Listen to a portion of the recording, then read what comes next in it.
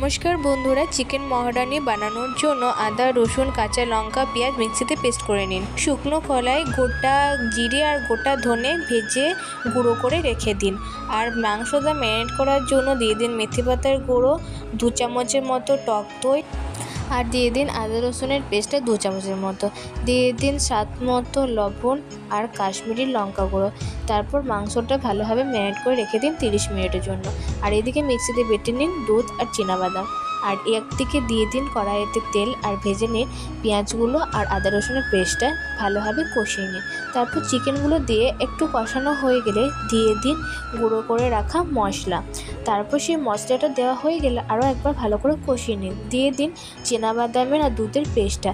তারপর আরেকবার চিনি ফ্লেক্স আর স্বাদ মতো লবণ দিয়ে ভালোভাবে নেড়ে নিন। ফুটে এলে আরেকটু দিয়ে দেন যে মশলাটা করে রেখেছিলাম। তাহলে রেডি আমাদের চিকেন মহারানি। কিন্তু